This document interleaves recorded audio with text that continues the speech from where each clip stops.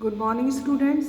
आज हम बात कर रहे हैं TSN शिक्षा संस्थान अजमेर से B.Ed second year critical understanding of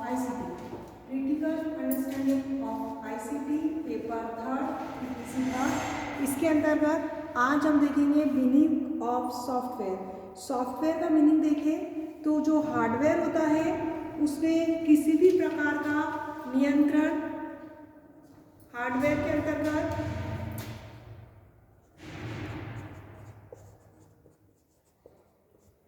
जो हार्डवेयर होता है उसमें किसी भी प्रकार का अगर हमें नियंत्रण करना है तो नियंत्रण के लिए क्या करते हैं, हम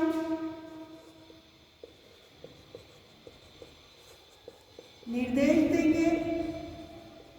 और हार्डवेयर का प्रयोग करने के लिए हम किसी भी प्रकार का जो नियंत्रण देते हैं और इस नियंत्रण के प्रयोग के लिए हम क्या करते हैं, निर्देश देते हैं। और इन निर्देशों को क्या बोलते हैं, सॉफ्टवेयर का नाम दिया जाता है। यानी हार्डवेयर में किसी प्रकार के नियंत्रण के लिए प्रयुक्त करने वाले जो निर्देश है उसे क्या नाम दिया जाता है, सॉफ्टवेयर कहा जाता है। और निर्देशों के समूह को हम सॉफ्टवेयर कह सकते हैं।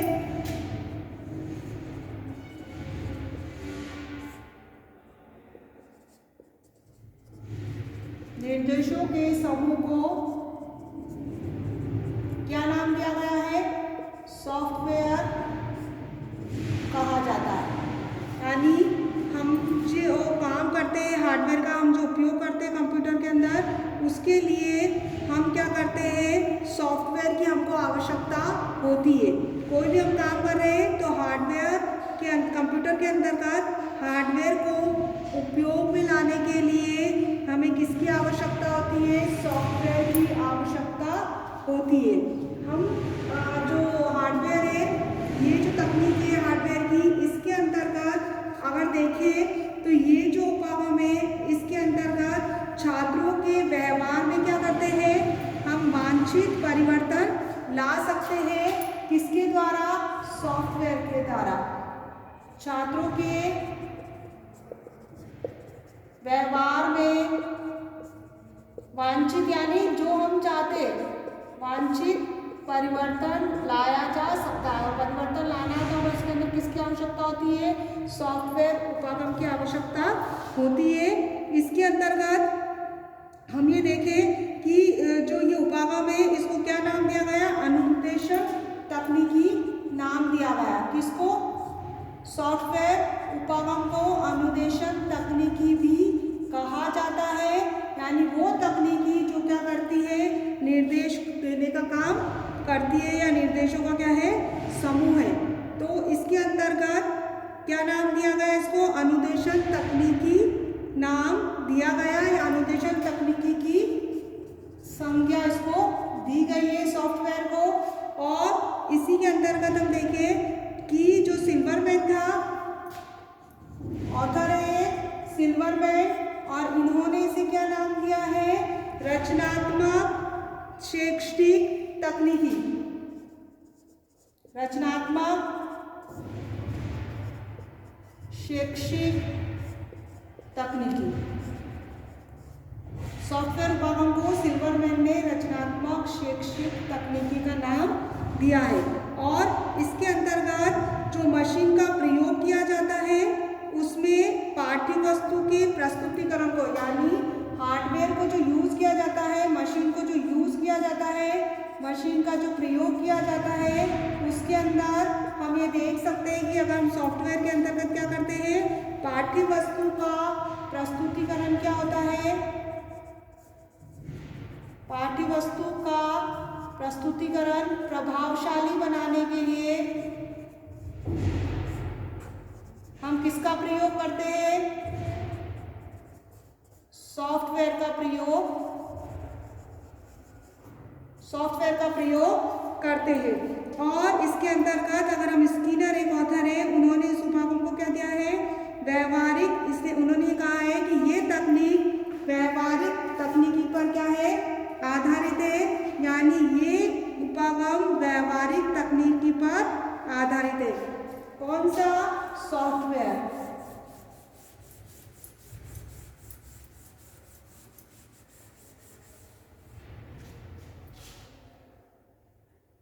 यानी स्किनर ने कहा, एक ऑथर है स्किनर, और वो ये कहते हैं कि ये उपागम यानी सॉफ्टवेयर जो उपागम है वो किस पर आधारित है? व्यवहारिक तकनीकी पर आधारित है। और इसके अंतर्गत जो ये उपागम है, इसके अंतर्गत सिर्फ मशीनों का ही प्रयोग नहीं किया जाता, इसमें पाठ्य वस्तु को प्रभावशाली बनाया जाता है। तकनीकी में शिक्षा के अंतर्गत ये क्या करते हैं? सिर्फ इनपुट, आउटपुट और प्रोसेस। तो जो इनपुट, आउटपुट और प्रोसेस होता है, इन तीनों पक्षों का क्या होता है? विकास होता है। ये जो तीनों पक्ष है इसका क्या होता है? विकास होता है। किसके अंतर्गत? सॉफ्टवेयर उपागम के अंतर्गत। और ये कहा जाता है कि इसमें जो हार्डवेयर उपागम है उसके अंतर्गत मशीनों का उपयोग किया जाता है, पाठ्य वस्तु को प्रभावशाली बनाने पर बल दिया जाता है। लेकिन हमारा जो सॉफ्टवेयर उपागम है ये किस पर बल देता है? ये छात्रों के अंदर क्या चाहता है? व्यवहारिक परिवर्तन चाहता है। व्यवहारिक तकनीक है तो इसके द्वारा किसका चेंज होता है? छात्रों का व्यवहारिक परिवर्तन। और वो व्यवहारिक परिवर्तन हमारा क्या हो सकता है? वांछित भी हो सकता है। ये जो उपागम है ये छात्रों के व्यवहारिक परिवर्तन के साथ साथ कार्य विश्लेषण यानी कार्य प्रभावी ढंग से हो, उसका अच्छे से विश्लेषण हो, उस पर भी क्या देता है? बल देने की कोशिश करता है। तो नेक्स्ट ये क्या करता है? लेखन और उद्देश्यों का क्या करता है? संक्षिप्तीकरण करता है, यानी जो लेखन है उसको प्रभावी बनाता है। जो उद्देश्य छात्र और शिक्षक के अधिगम के अंदर उन उद्देश्यों को क्या करता है? प्रभावी बनाता है। तो लेखन और उद्देश्यों का क्या करता है? प्रभावी बनाने की कोशिश करता है। उनका संक्षिप्तीकरण भी करता है, अधिगम उद्देश्यों को प्रभावी बनाता है और उनको क्या करता है? शॉर्ट में करता है, संक्षिप्त रूप में हमारे सामने क्या करता है? प्रस्तुत करता है। और इसी के अंतर्गत जो हमारे वांछित अधिगम करवाता है, यानी जो हमको जरूरी है वही क्या कर रहा है? स्टूडेंट का क्या हो रहा है? अधिगम हो रहा है। इम्पोर्टेंट को नेक्स्ट इसके अंतर्गत हम देख सकते हैं कि सॉफ्टवेयर उपागम के अंतर्गत जो छात्रों का या हमारे जो कौशल है उन कौशलों का क्या कर सकते हैं? हम चुनाव कर सकते हैं। इजी गोइंग सॉफ्टवेयर के उपयोग के द्वारा कौशलों का क्या होता है? चुनाव होता है। और पुनर्बलन और पृष्ठ पोषण। तो पुनर्बलन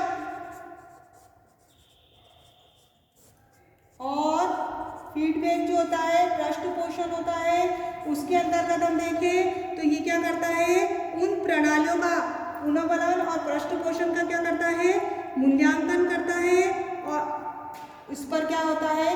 अधिक बल दिया जाता है। किस पर? सॉफ्टवेयर के अंतर्गत छात्रों के व्यवहारिक परिवर्तन देखा जाता है, कार्य विश्लेषण को देखा जाता है, लेखन और उद्देश्य को प्रभावी बनाने की कोशिश की जाती है, वांछित अधिगम होता है, इसके द्वारा कौशलों का चुनाव होता है, और पुनर्बलन और पोषण पृष्ठ पोषण का मूल्यांकन इसके द्वारा अच्छे से किया जाता है। और ये जो उपागम है दोनों ही एक दूसरे की क्या है? पूरक है। सॉफ्टवेयर के बिना हार्डवेयर को यूज नहीं कर सकते, हार्डवेयर के बिना सॉफ्टवेयर का यूज क्या होगा? अधिक उपयोगी नहीं हो पाएगा। तो विद्यार्थियों के व्यवहार के अंदर क्या होता है? अपेक्षित परिवर्तन लाया जाता है। किसके द्वारा? सॉफ्टवेयर के द्वारा। अगर हम इसकी डेफिनेशन को देखें